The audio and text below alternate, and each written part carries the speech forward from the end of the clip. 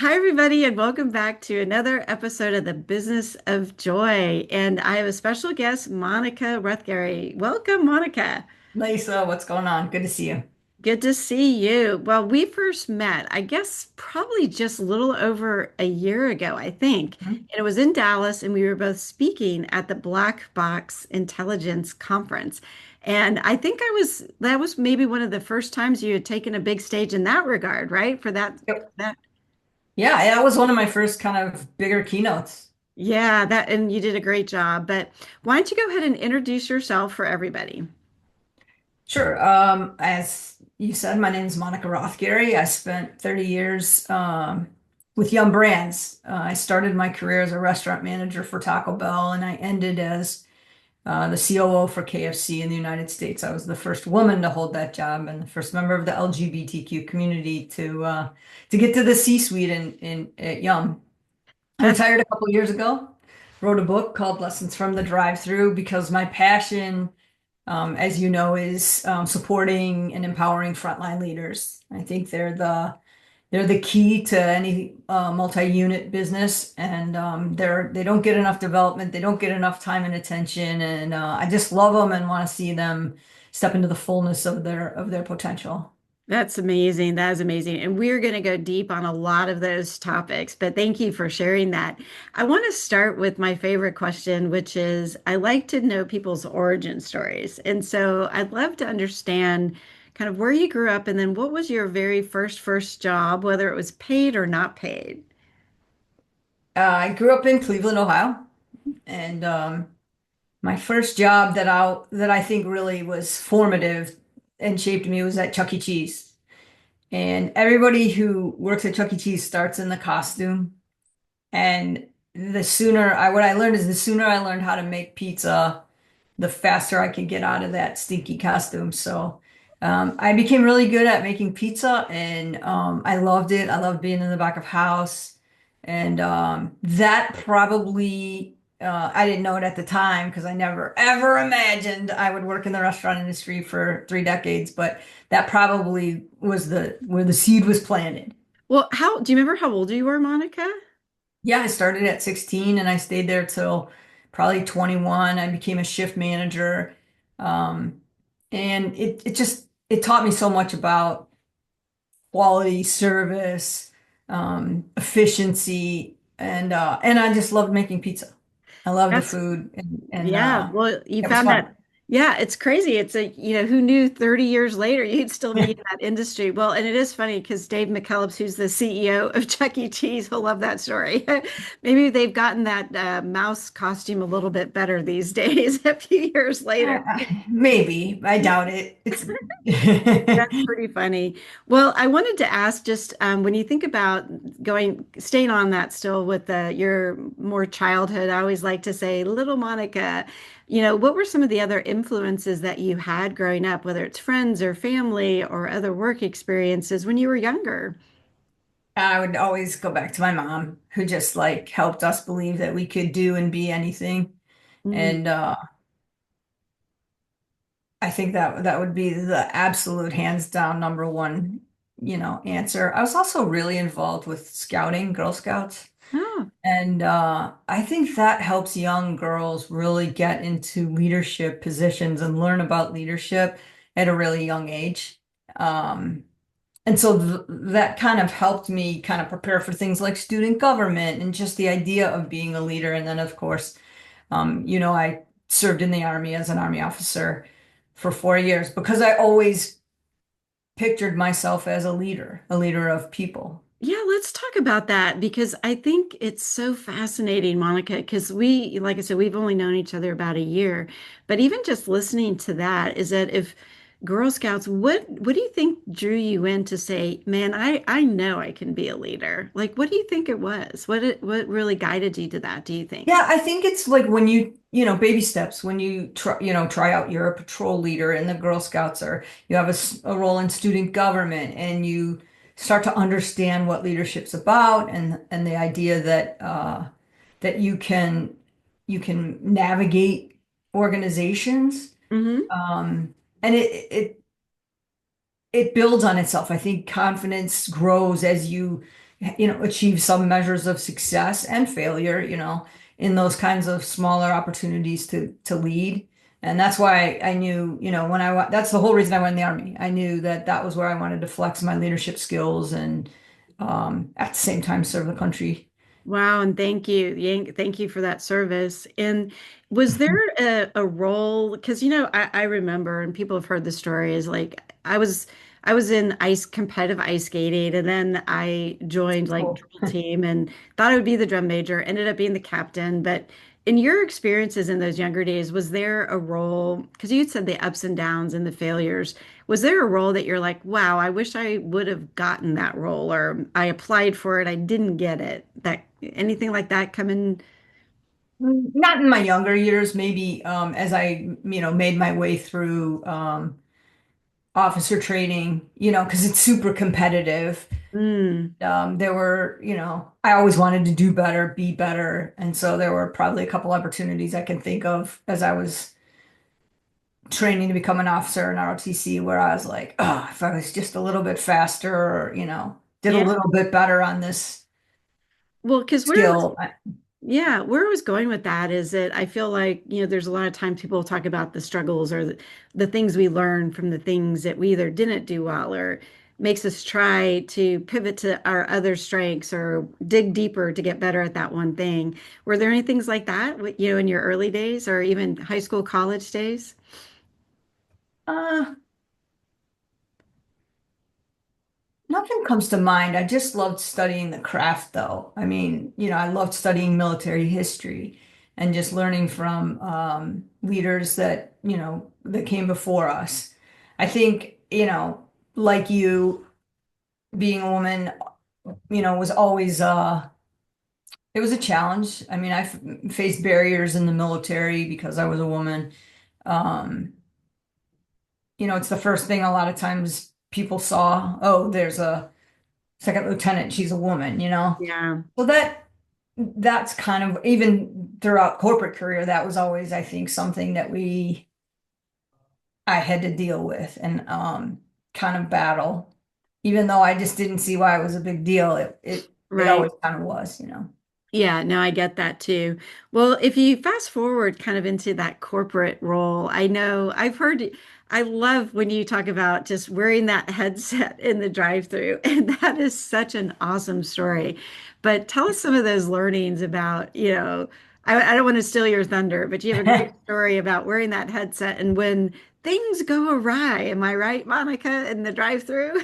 Yeah, I mean, when I retired, I decided I was going to write this book, and I think the thing that makes Lessons from the Drive-Through really unique is it's not a book by an executive for executives. It's a book by an executive to frontline leaders. And there just aren't that many books dedicated to helping and supporting frontline leaders. And unlike a lot of leadership books that talk about, here's all the great things I did as a leader. If you do the same things I did, you too will be successful. My book talks about all the struggles and the challenges I faced as a restaurant manager and the mistakes I made. And I mean, I came into it thinking I was a big Army officer. How hard could it be to run a Taco Bell? And Evidently harder than you thought. it was I say this all the time. I mean, being in the Army was hard at times, but running a Taco Bell or any restaurant, I think, was much, much more challenging, much more difficult. They told me that team members and soldiers are just alike. At Taco Bell, they were like, don't, Monica, team members are just like soldiers. They're young, they're impressionable, they're ready to be led. And so I was really surprised when I got to my restaurant and team members, unlike soldiers, don't show up. They don't wear uniform correctly. They don't know how to do their jobs. They didn't get enough training. I mean, soldiers show up for work in uniform. They get lots of training. And if they don't do what they're supposed to do, they get in trouble. So I had to figure out a whole really new and probably truer way to lead, which was about engaging the team and showing I cared and listening to them. I went into my first restaurant, large and in charge. I was going to turn that restaurant around and met with a lot of resistance. And the truth of the matter was, what I needed to learn was it wasn't my restaurant. Mm. Yes, I was the general manager, but it was their restaurant. And until the ideas came from them and until they believed that I was rooting for them and cared for them, I wasn't going to make any progress. So that's kind of the journey that I went through in Lessons from the Drive-Thru. And I do tell a couple funny stories in my keynote about, bad things that happen when you're not focused on doing what's your role and really taking care of and listening to people. Well, I think there was a story where I think if I remember, and you can, fill in the blanks, but I think there was a story where you were like, well, you ended up taking over the drive-through lane, but then the prep work wasn't happening, or things got run out, or the inventory. But what was that story about? And Yeah, like pretend you have your like headset, right? I do tell that story during my keynote, and yeah, I wear the headset as kind of just to bring that story to life. But the moral of that story was I wasn't doing what was mine to do. I thought I would be fastest at the drive-through, and I was. I was really fast, really accurate, really friendly. But while I was so busy doing that, I wasn't doing my role, what was mine to do. And then, yeah, some bad things happened and catastrophe struck. And this Yep. story really resonates with frontline leaders. I get a lot, and all leaders. The kind of foundation of my talk is about doing what's yours to do at all levels. And I find in multi-unit, the biggest problem I see is that often leaders are doing the job of the person underneath them. And there's a variety of reasons for that, but what happens then is what I'm calling compressed productivity. Like Mm. everybody's doing the team member's job and then nobody's doing their jobs. So Mm. things like, service, adapting to technology, um, all of the things that help your business grow get like stifled. And so my message is all about, hey, like frontline leader, step into the fullness of your role. Don't just like, make food, sweep, count the money. You're not a shift manager. You're the leader of that restaurant. And I bet it that's seems I to be a resonating. I haven't found an organization yet that goes, oh, that's not us. Well, but I think it's really liberating, honestly, right? Because it's if people are not happy in their jobs, it's probably because they're not doing their job. They're probably doing somebody else's job, right? So true. I talk about that during workshops and keynotes like, hey, if you're not experiencing joy in your role, it's probably because you're not doing your role. Yeah. You didn't get hired. You're not excited about, being a restaurant manager if you're a district manager, but yet so many of our district and area managers run around trying to run restaurants like they are the restaurant manager. Yeah. So it's that delegation is always a powerful word, right? Yeah, it's even bigger than that though. It's more like it's trust, it's empowerment, it's personal development. I've done a whole bunch of research on why do we do that? Why do people do that? And the reasons vary. Sometimes it's like misguided servant leadership. Like, oh, I need to be there for my team and they need to know I have their back. So I'm gonna get right in and roll up my sleeves. And the truth of the matter is nobody wants their boss doing their job next to them. Nobody. Think You know about it. what's so funny? Like, My daughter actually works at a Starbucks, and it is really funny because she'll say when the boss's boss like comes in to help out, yeah. she's like it's like that's when the shift goes crazy because they're so far removed, they're trying to be helpful. So I think that's great insight for everybody listening out there. Sometimes stepping back is the best solution, not rolling up your sleeves to, I mean, it's well intentioned, right? yeah, But like I tell leaders, instead of just barging over and helping, and I ask this in I go, just go up to the line, go up to your team and say, do you need my help? yeah. And 9 times out of 10, what do they say? And the entire audience goes, no. Just like your daughter would. Do you need my help? No, No. no. And if they do say yes, then the next question obviously is, how can I help? I was just that is literally just what threw my mind, Monica. It's the how can I help? Because sometimes if you do ask a yes or no, they might think they're supposed to say yes, but if it's how can I help, then the frontline person can say, I've got this, I'm good. Thank you for checking in. But at least they're asking the questions, right? That's But right. I want to go back. A couple of things that I want to make sure we cover, but I know that you had worked in Thailand for a while. Is that Yeah, right? I Yeah. did. Yeah. So tell me a little I bit did. about, oh, I saw that little move there, Monica. I did. It was life-changing. I worked in Thailand for almost 5 years. And I went there to lead HR. And Hmm. after 6 weeks in the role, or just getting acclimated, the my boss came to me and said, "I know we brought you here to lead HR. Now I've sold my house, we've packed up. My wife and I have moved all four cats and everything into a condo or apartment in Bangkok." And she says, and my boss says to me, "But what I really need you to do is become my COO." And I was like, What? "No, no." I had been out of operations for, 20 years because I'd been in all HR roles. I was new to KFC. I didn't know how to make chicken or much about making chicken. I knew a lot about tacos and pizza, and I didn't speak Thai. Oh, yeah. Managers don't really speak English. The reports are all in Thai language. So I'm Wow. like, how would that even work? Right? Mm. And she said, you'll be fine. So I took the challenge just to see if I could figure out a way to lead this business, im improve the operations, which were like 149 out of 149 ranked in the world. Oh, It was mm, the worst in the world. Even Mongolia was better than Thailand at that time. wow.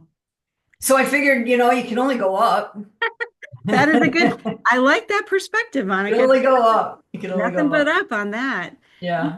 What were some of those key takeaways from, I mean, there was a lot there, just like, language barrier, being at the bottom. I mean, what were some of those fortitude, strengths, leadership things that you had to draw upon to be successful there?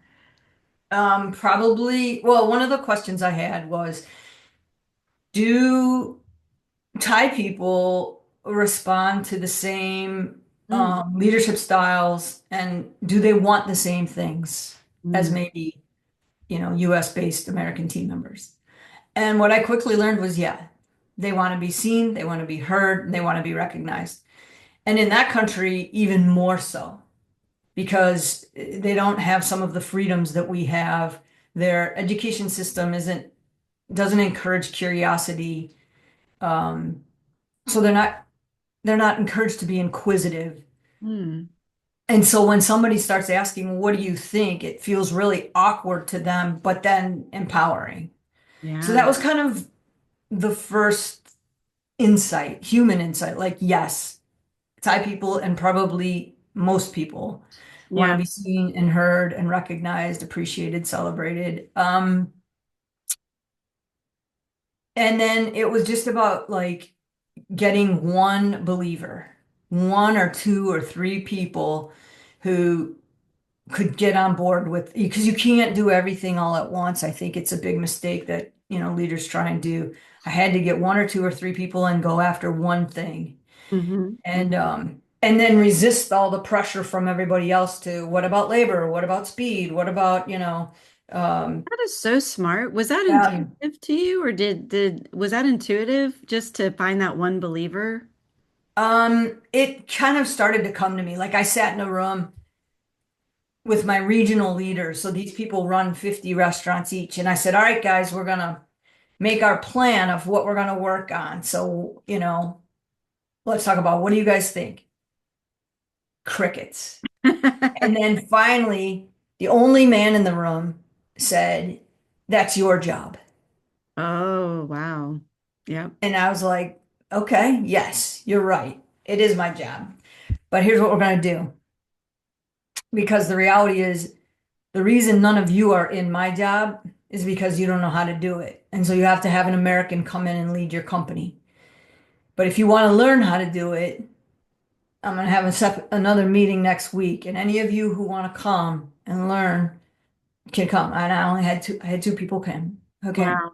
But I think that's so smart. And it's, I'm not sure if that you should put that story in your keynote, but because the reason is that, as a new leader in a new role, so you were kind of that outsider, even though you were For sure. from the bigger company, you were clearly kind of brought in from the outside in more ways than one, right? In more ways than one. That's More right. ways than one. And the fact that that insight to say I need one person. There's a lot of books on the first 90 days or the first Yeah. 100 days and the fact that people will, you'll find those friction points, but it creates that little, in my world, it's like that the wave of joy, right? You pick that one little pebble drop and then it starts to, you find that one person to create that momentum. So that's really insightful. I think a lot of people can learn from that. But on that Maybe it's another book about, lessons from the drive-through in Thailand. Well, seriously, because from a cultural, I think there's something to that, Monica. And the reason, if you think about how many companies today are going more international or they're depending on their financial business growth to be overseas. And I'm not sure, we'll have to Google that, but I wonder if there are other books about just how to be successful coming as an outsider, even if you're an insider from within the company, how do you do that? I know I had a situation in my career where I was part of a kind of a merger of two companies, and it was hard because I was the outsider of the company who bought the other company. I was the outsider, like going to change everything. And Yeah, right. it was, yeah, right. You're going to come in and change everything. And, I had to let, people, unfortunately, we had to move people around a little bit, but it was hard. But But I, that's also why you were put there too, right? So yeah, you have the pressure from, being, hey, we're sending you there to do this role, and also the resistance to change. Yeah, yeah, it was life changing. I mean, just being in that culture, the Thai people are beautiful, and I have some great friends that I really miss. And yeah. happily, a lot of those first two people went on to have really good careers. One's a COO herself now. Um, so that was kind of special too, to watch them take over their business as they started to learn and grow and understand what it meant to lead, right? Well, and good for you that, you had not only be successful in your role, but then obviously others you took under your wing to help them. So that's amazing. Well, I wanted to ask a couple of quick questions because I know just having written a book myself, there's always these moments that that maybe surprise you of what is really resonating, make a chapter or a story that, yeah, you wrote it and you thought it was good, but then you're like, wow, that one's really landing. So I can tell Yeah. something must come to mind. No, I mean, isn't it just so, it's like the greatest gift when a reader reaches out. It blows me away every time when I get a message on LinkedIn or an email from a reader who's like, this story just totally hit me.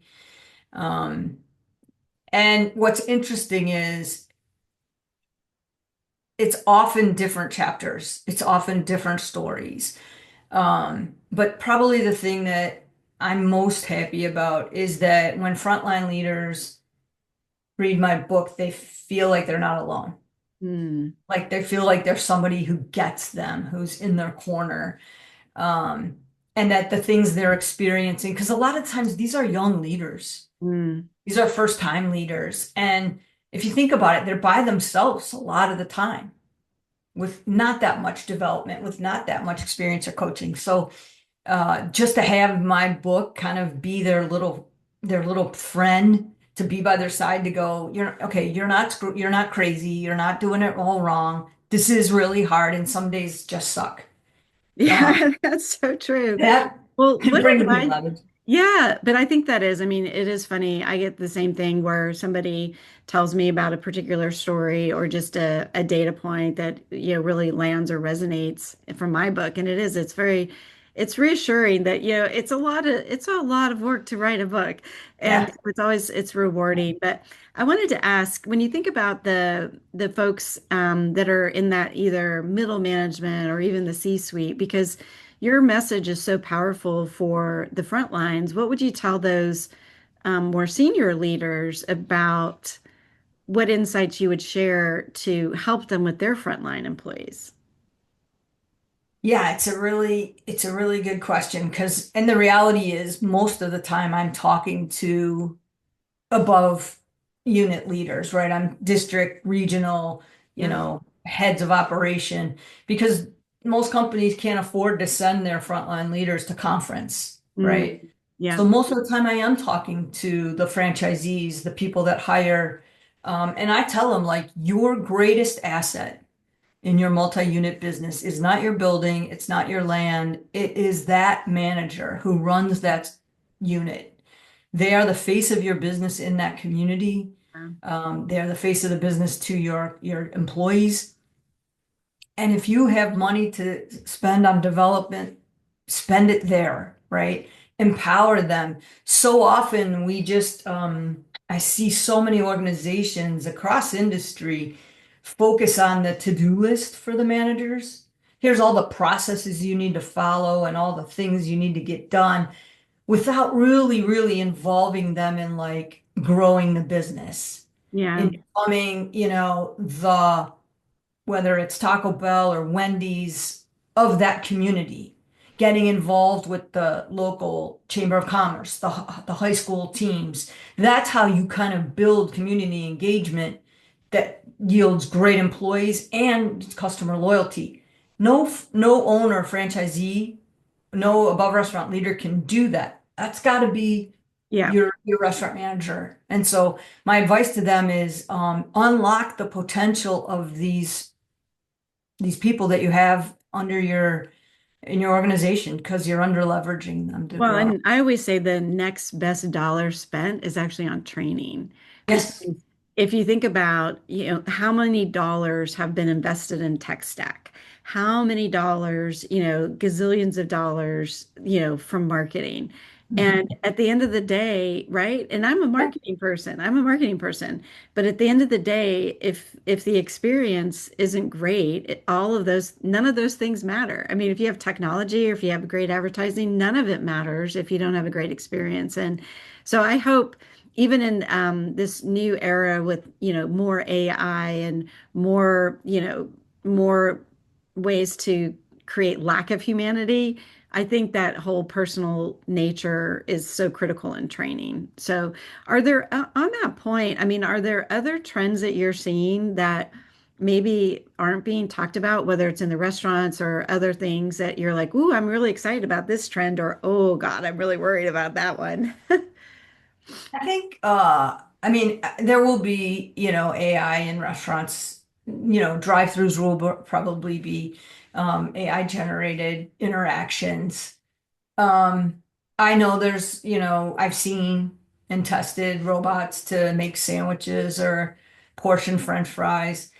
The problem I see though is right now that technology is really expensive. Mm, And most franchise organizations don't have, 20, $50,000 to invest in every one of their units. a piece of That equipment. and the technology is still kind of clunky. It's not quite there yet. Yeah. So I don't know.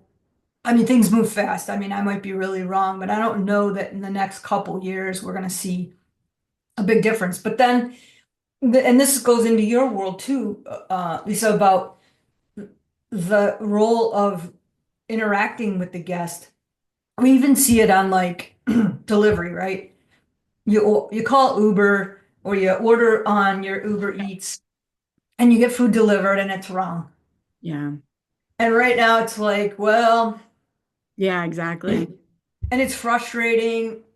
So there's going to always, I think, be a level of service that we've got to figure out. What does service and hospitality look like in the age of AI. Technology and AI, yeah. Well, I'll tell you a quick story, Monica. So I was at a local restaurant, one of our favorites, and I was doing a carryout order. So it wasn't even delivery. Okay. And I noticed that when I placed the order online, it looked different, but I wasn't sure exactly what was different. But visually, it just looked different than before. And I go to pick it up, and sometimes I do check, sometimes I don't. But I got home Should and always check. well, yeah, I do probably check most of the time, but this time for whatever reason I don't because this is a restaurant we go to pretty regularly. And anyway, so I get it home. It was wrong. They left something out. So I called the restaurant and they had gone through, I can't remember which of the delivery companies, but they had moved their carry-out order platform to one of the delivery platforms. And so what happened was they could not fix the restaurant I called, they could not fix the order. I Right? had to actually do a complaint on whatever the delivery platform was. Platform. Yep. Then that delivery platform communicated it to the restaurant, and then they could solve the problem. I was like, whoa, that was really a bad experience. Just for, That's not uncommon. That is how it works right now.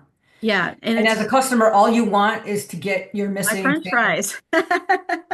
Yeah, it's a So, problem. So like until that stuff is figured out, we still need people. oh, and one other one, which is this was also a funny one, a pizza company where we had a special order. And again, they changed their online platform so we could not have this particular item that they would make for us. And then I would call and say, could you do that? And they're like, you have to call, it was the same thing.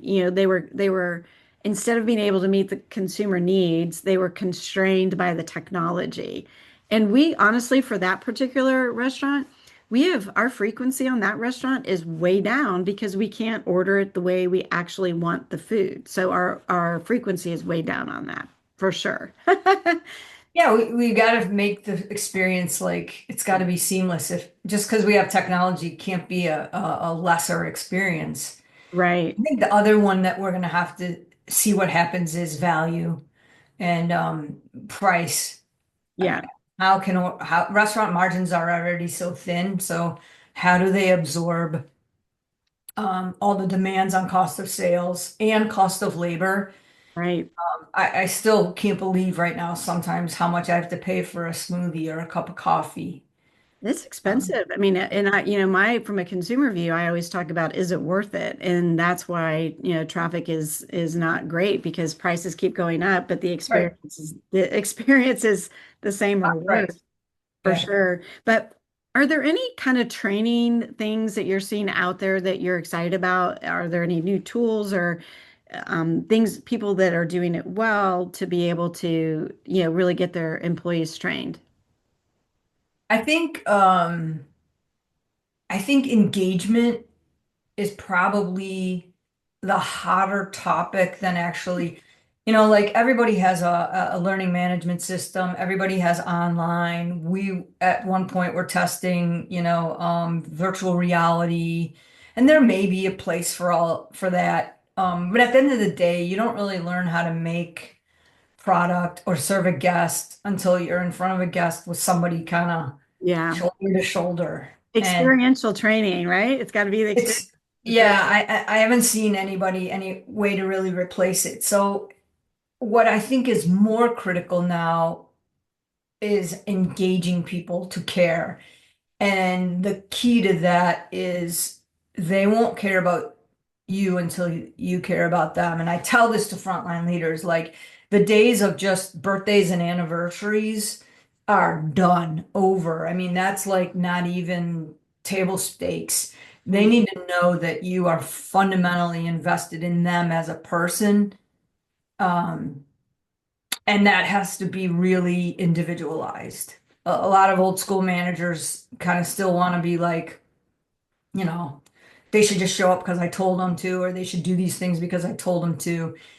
And that's not going to cut it. They will just go and work somewhere else. But once you have them, and once they know that you truly care about them, you will do anything to support them, they will walk through fire.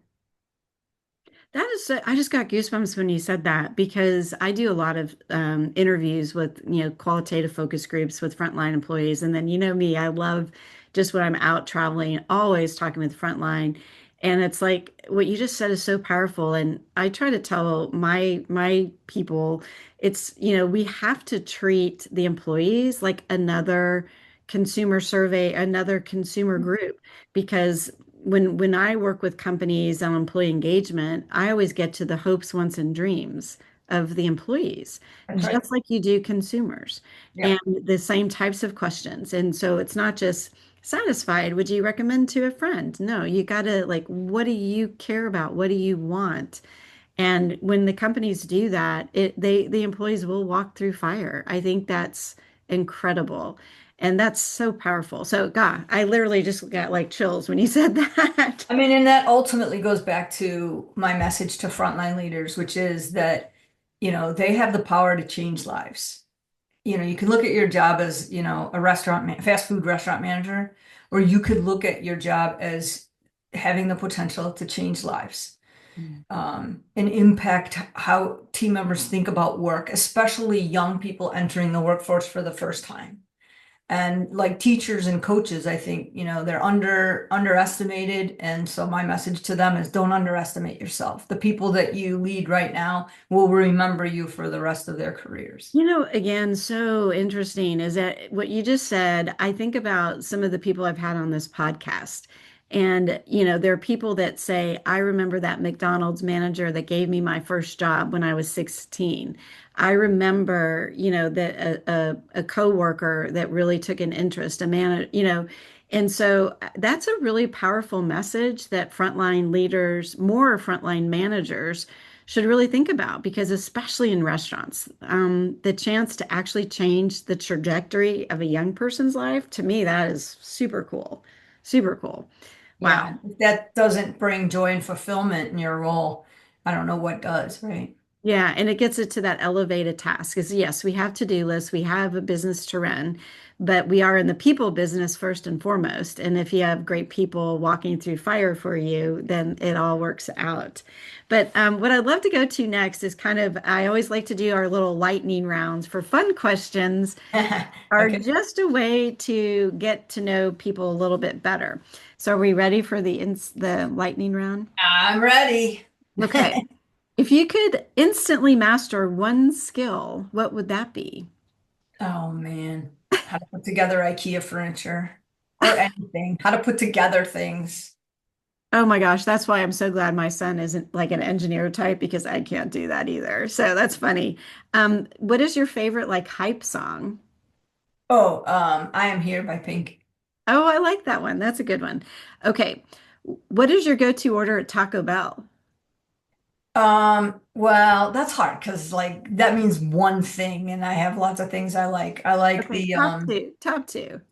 mm, I'm gonna say Doritos Locos Taco Supreme. That would be That's a my good one. my number That's a one. good one. Okay, and then this is another fun one. If you could have dinner with any living person today, living person, who would you want to have dinner with? Hope Leo. Oh, wow, that's fascinating. That's a Yeah, good. I mean, I just think that that's like how cool. Like one day you're just like hanging out, and then the next day you're the Pope. Yeah. Well, and it's so cool to have somebody from here. Yeah, Okay, and then the last one is what is a small habit that brings you joy? a small habit that Yeah. brings me joy. I like to play video games. Okay, what's your favorite? They rotate, but I like mostly like word games, Okay, very puzzle games. Yeah. cool. All right, and then my very last question is how would you like to be remembered, Monica? Friend of the front line. Ah, love that. Love that. Wow, that is so good. Well, this has been such a joy. And I have so many more questions. I wish we had more time because I have so many things about, we've collaborated on some ideas on questions for the front line and getting data and all that good Yeah. stuff. So I can't wait to continue our conversations, Monica. But in the meantime, thank you so much for coming on the show today. I appreciate it. Oh, my pleasure. And I'm such a big fan of the work you do because I think it's so dialed in, it's so real time, and just I just love it. So congrats to you. Well, thank you so much. Thank you. Well, have a good one.